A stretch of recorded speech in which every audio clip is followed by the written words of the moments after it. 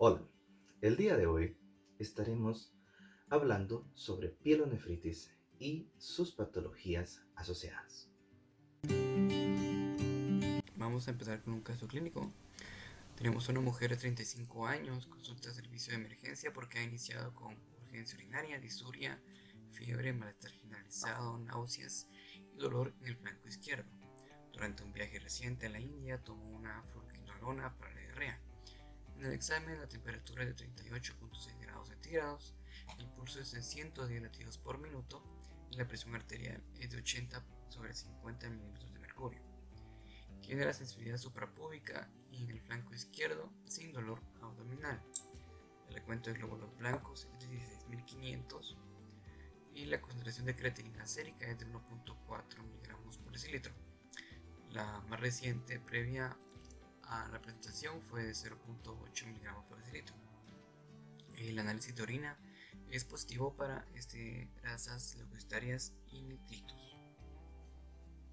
En este caso clínico tenemos una mujer con dolor en el flanco izquierdo. Eso es muy importante, ya que por posición anatómica el riñón duele en esa zona. El malestar general y la fiebre, la disuria, todo nos apunta a una idea de pielonefritis. Usted como médico piensa en un diagnóstico de pielonefritis aguda. ¿Qué problemas le orientan a obtener este diagnóstico acerca de la paciente? La diarrea pues ya estaba viajando en otro sitio, entonces cualquier comida le puede provocar diarrea. Sin embargo, los que son el dolor en el flanco izquierdo y la esterosis leucosteria positiva en orina son dos factores a tomar en cuenta, ya que por posición anatómica, como les decía, el flanco izquierdo suele doler en el caso de infección renal. Y la esterosis leucosteria positiva es debido a que los leucocitos hay una respuesta inmunológica provocando dando positivo a este examen. Vamos a empezar con pielonefritis, infección de las vías urinarias. Pielonefritis es la forma más frecuente de infección a nivel renal, afectando los túbulos renales, el intersticio y la pelvis renal. Es una complicación bastante grave si se llega a evolucionar.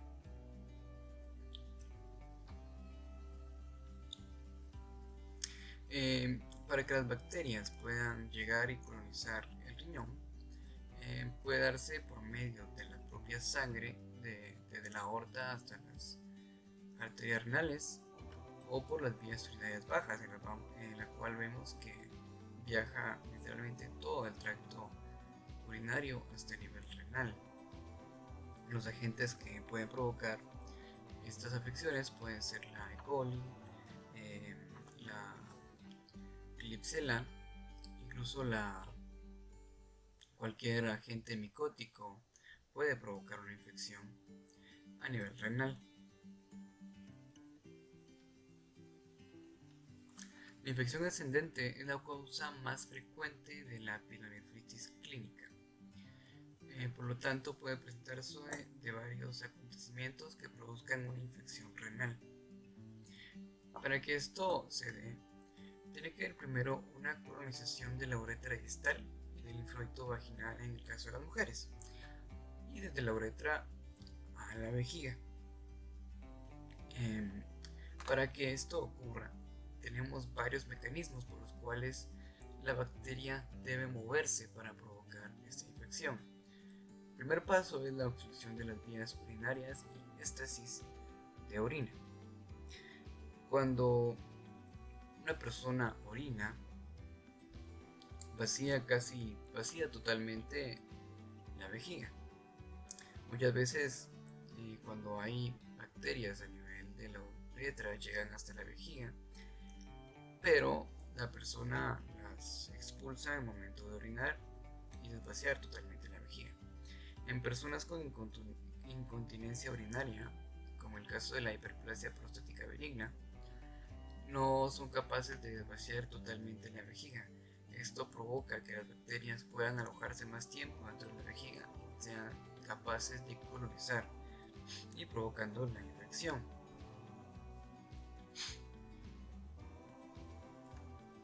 También puede darse en personas que tengan quistes o tumores. Cualquier cosa que no les permita desvaciar totalmente la vejiga les predisponen a una infección. El reflujo vesicoureteral es el siguiente paso, el cual se da en este punto. Acá vemos que cuando el uréter baja y entra a la vejiga, en esta parte hay una válvula que se llama válvula vesicoureteral. Esta válvula no permite que la orina regrese hacia el uréter. Es una válvula unidireccional. Sin embargo, cuando hay un daño a nivel de esta válvula, puede que haya cierto reflujo, y este reflujo, que también lleva bacterias, puede subir hasta el uréter y llegar hasta el riñón. Esto puede darse principalmente en personas que tuvieron daño medular o a nivel de la espina dorsal. Y finalmente, el último de los pasos para que llegue la bacteria hasta el riñón es el reflujo intrarrenal, que no es nada más que cuando ya las bacterias llegaron al uréter, suben y viajan todo este trayecto, llegan hasta el riñón e ingresan a él por medio de los cálices renales, principalmente en los polos superiores e inferiores, ya que ahí los cálices son más planos. Y esas son las tres formas por las cuales las bacterias son capaces de alcanzar el riñón por las vías urinarias bajas.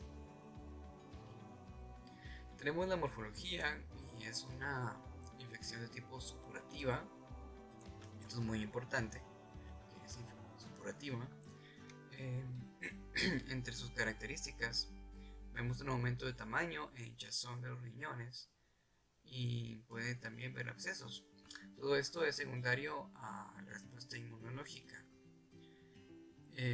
También a nivel macroscópico es evidente la supuración. También puede haber disfunción a nivel tubular. Existen tres complicaciones principales a partir de la pielonefritis aguda. La necrosis papilar, principalmente en personas con diabetes o drepanocitosis. Vemos acá que la sangre ya no es capaz de llenar esta sección del riñón, como vemos acá.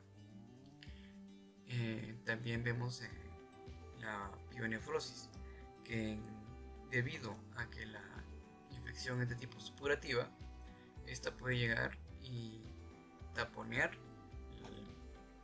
las partes de la salida hacia los uréteres. Puede taponear la pelvis, y esto provoca esto que estamos viendo acá, que es pionefrosis. Y también un absceso perinéfrico, que es un quiste que vemos acá más o menos debido a la propia respuesta inmunológica. Sin embargo, esta es bastante menos común y normalmente aparece en la cápsula renal como una pequeña masa. Características clínicas. Para que haya una colonización, tenemos que tener también primero una obstrucción de las vías urinarias, como vemos hace un momento. Las personas sometidas a sonda Foley también predisponen más a estas afecciones. Y el reflujo vesicoureteral. Personas embarazadas y mujeres o personas con lesiones renales preexistentes pueden tener más probablemente infección a nivel renal. También las personas con enfermedades como diabetes, la inmunodepresión, y personas que toman demasiados fármacos que pueden dañar a nivel tubular, también pueden provocarles dicho problema. La pielonefritis aguda, está la pielonefritis aguda y la pielonefritis grave. crónica, perdón.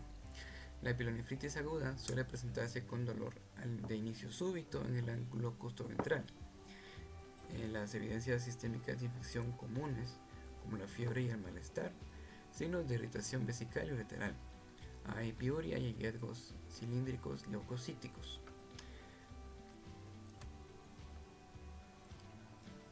En la pielonefritis crónica y nefropatía por reflujo. La pielonefritis crónica es ya en la que la inflamación tubulointersticial crónica y la cicatrización afecta a sus cálices y a la pelvis. Como podemos ver en esta imagen, ya ni siquiera aparece un riñón, debido a que la reacción inmunológica es similar a lo que sucede en la cirrosis hepática. Hay un daño a nivel del riñón, del parénquima renal, debido a la respuesta inmune. Esto provoca un daño y el propio, como una compensación, el organismo intenta recuperar ese daño, provocando estas cicatrices. La pielonefritis crónica se divide en dos formas: la nefropatía por el flujo, que es la que hemos estado revisando y la que estudiamos hace un momento, en la cual tenemos una bacteriemia desde vías urinarias bajas hasta llegar al riñón. Esta es la forma más frecuente. La otra forma es la pielonefritis crónica obstructiva. Normalmente a veces el riñón puede formar un cálculo, este se desprende y puede taponear el uréter. Esto pues también puede provocar la pielonefritis crónica y provocar que el riñón se haga más pequeño, provocar una insuficiencia renal y pues es bastante peligroso. Los cambios que tenemos en la pielonefritis crónica, como vemos el riñón, pues toda la parte exterior está cicatrizada. Igualmente a nivel microscópico es evidente la cicatrización, como la podemos ver en esta parte.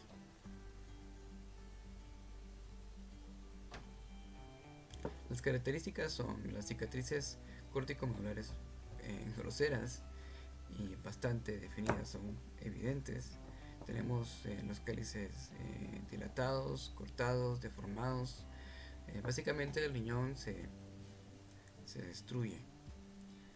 Características clínicas de la pielonefritis obstructiva, que puede que inicie poco a poco o pueda manifestarse también con síntomas generalizados como el dolor de espalda, la fiebre, la batiuria y la piuria. Cuando tenemos pacientes con dolor renal, con mucha fiebre, es importante hacerle el examen de orina, ya que podemos sospechar en una pielonefritis y puede ser peligrosa para el paciente. La pielonefritis xantogranulomatosa es una forma menos común, de una complicación poco común, en la cual tenemos macrófagos con lípidos y muchas células inmunitarias que ingresan al riñón, como lo podemos ver en esta parte. La nefropatía por el flujo a veces la podemos encontrar en niños con estos síntomas de orinar mucho por la noche o orinar a repetición. Continuando con esta presentación, tenemos la nefritis tubulointersticial inducida por fármacos y toxinas. Esta viene siendo la segunda causa más habitual de lesión renal aguda después de la pielonefritis. Esta puede ser causada de tres maneras: un desencadenamiento de una reacción intersticial inmunitaria mediada por inmunoglobulinas, una causa de lesión en los túbulos o una causa de lesión subclínica pero acumulativa.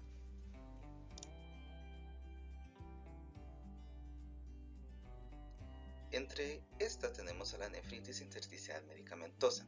Los fármacos más frecuentes son las penicilinas sintéticas como la metilciclina y la ampicilina. Otros antibióticos que podrían mencionarse serían la rifampicina y algunos diuréticos pertenecientes al grupo de las tiazidas, los fármacos antiinflamatorios como los AINES y algunos otros fármacos como el alopurinol y la cimetidina. anemia tenemos que es muy importante, que por lo regular está mediada por inmunoglobulinas E, o si es una reacción linfocitaria mediada por linfocitos, vendría siendo una reacción de hipersensibilidad tipo 4. Lo importante de mencionar de estos dos tipos de reacciones es que ambas, según el desencadenamiento que lleven de reacción linfocitaria independiente de cada uno de los tipos, los dos conllevan con un deterioro del túbulo renal.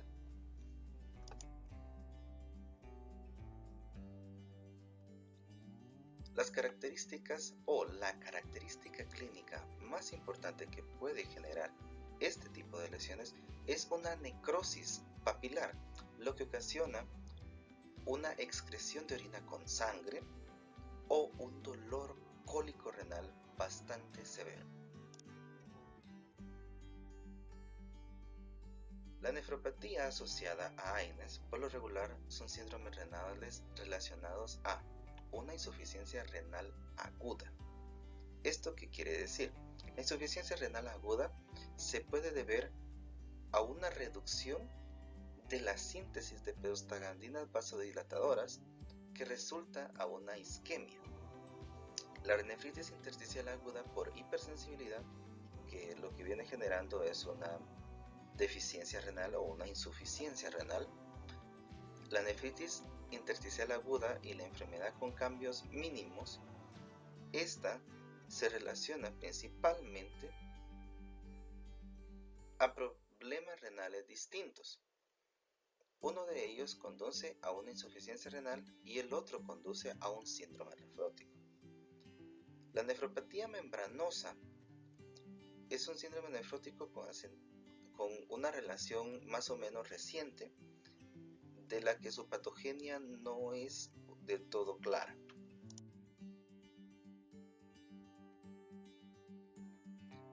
Entre otras enfermedades de los túbulos o de túbulos intersticiales tenemos tres tipos de nefropatías en pacientes con hiperuricemia. La primera, tenemos una nefropatía por ácido úrico. Esta es la obstrucción de las nefronas por cristales de urato y es frecuente en pacientes con linfomas. La nefropatía crónica por uratos es como la segunda fase de la primera y se caracteriza por depósitos de cristales de urato y una atrofia cortical y una cicatrización evidente. Por otra parte, la nefrolitiasis viene a constituir cálculos de ácido úrico ya formados que pueden bloquear o que pueden impedir o que pueden obstruir de alguna manera el paso normal de todos los líquidos o generar algún tipo de inflamación más severa.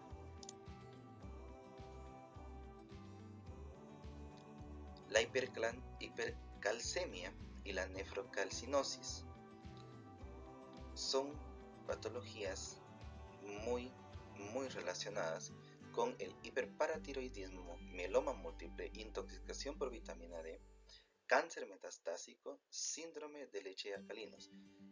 ¿Qué es lo que todo esto genera? Lo que genera al final es una acumulación masiva de calcio, ya que la incapacidad de la orina, o sea, se genera una incapacidad en la orina para excretar este tipo de desechos y por lo regular está más relacionada porque todas estas intoxicaciones o todas estas patologías relacionadas con el hiperparatiroidismo generan una acidosis tubular, lo que refleja una nefritis con pérdida de sal y una insuficiencia renal lentamente progresiva y en muchos de los casos una hipercalcemia o nefrocalcinosis.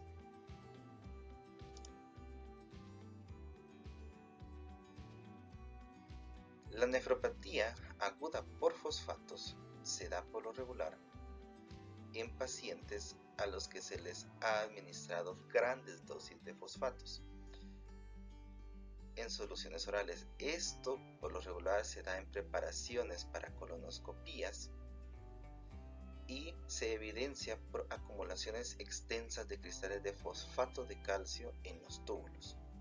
Ahora bien, las nefropatías por cilindros de cadenas ligeras se relacionan por lo regular a mielomas múltiples, que viene siendo un factor para el daño renal, proteinuria de Benz-Jones y nefropatía por cilindros, amiloidosis de tipo AL, enfermedad por depósitos de cadenas ligeras, hipercalcemia e hiperuricemia. Todo esto viene a constituir un estrechamiento o un agrandamiento o un deterioro de lo que es los túbulos renales, lo que causa la afección en sí por cada uno de estos tipos de lesiones o de factores lesivos para el daño renal. La morfología de Benz-Jones es un tejido intersticial adyacente que muestra inflamación y fibrosis, por lo regular en cilindro. También es llamada o puede haber amiloidosis.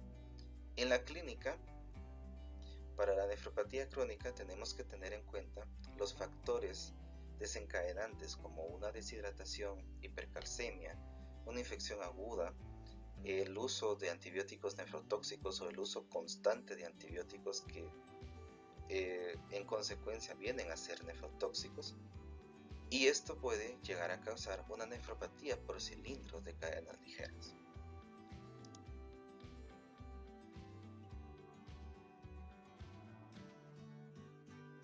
Las nefropatías por cilindros biliares son relacionadas por lo regular a pacientes que tienen ya una patología puesta o unos rasgos clínicos muy evidentes, como por ejemplo los pacientes que ya tienen ictericia. Estos se extienden en los túbulos proximales con regularidad, tienen efectos tóxicos muy directos y su principal hallazgo específico que nos determina a nosotros la lesión mayoritaria es la obstrucción de la nefrona afectada. Se evidencia con una coloración amarilla verdosa rosada y contienen células descamadas o residuos celulares. Este mecanismo es análogo a la lesión de pacientes con proteínas de mieloma y cilindros de mioglobina.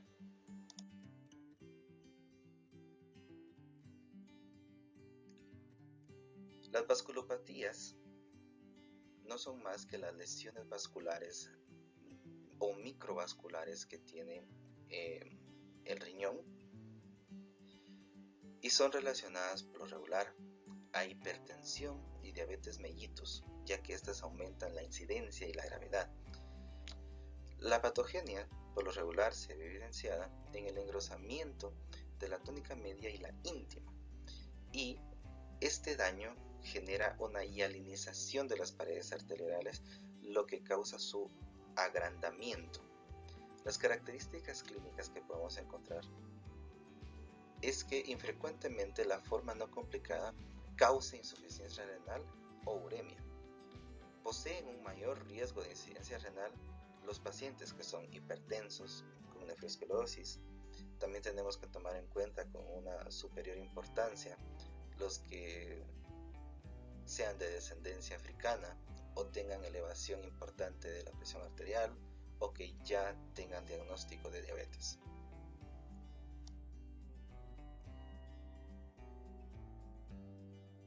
Acá podemos observar una imagen en donde se evidencia la arteriosclerosis hialina, consecuente del daño que se genera a este microvaso, lo que ocasiona que se dé su engrosamiento y provoque este daño evidenciable en esta imagen de por acá y en esta otra de acá. Macroscópicamente, las superficies corticales muestran granularidad fina y homogénea que se parece al cuerpo, pero poseen pérdida de masa. Al microscopio evidenciamos totalmente e indiscutiblemente la estrechez de la luz que se logra evidenciar acá. También podemos observar algunas cicatrices en los glomérulos o glomérulos escleróticos o con pérdida tubular. También se puede alterar el parénquima mejor observado, y la evidencia total es la atrofia isquémica con focos de atrofia tubular y alteraciones glomerulares.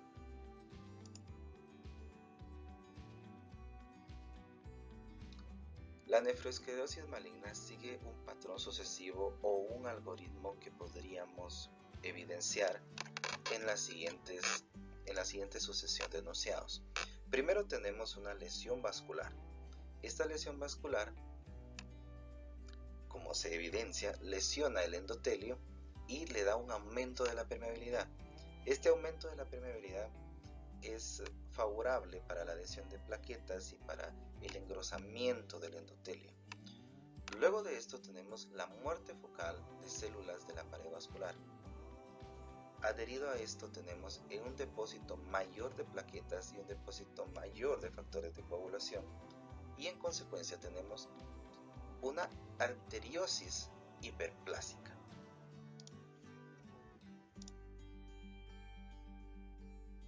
En estas imágenes de acá podemos evidenciar la necrosis fibrinoide de las arteriolas y otra característica que es en capas de cebolla, como se puede evidenciar aquí con un poco más de imaginación. Lo que remeda son capas de cebolla en arteriolas interlobulares, como esto que vemos acá.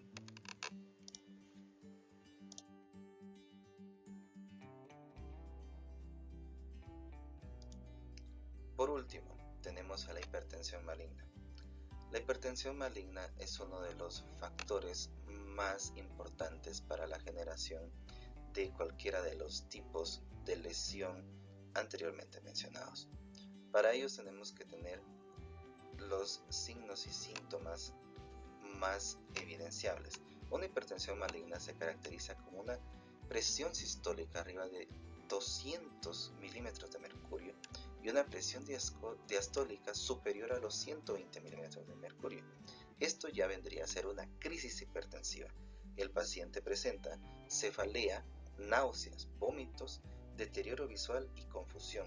En casos extremos puede presentar hemorragias oculares o pérdida total de la conciencia.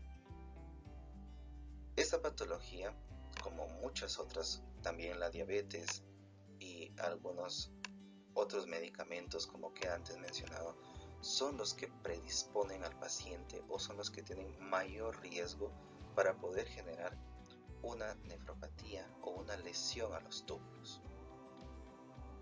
Muchas gracias.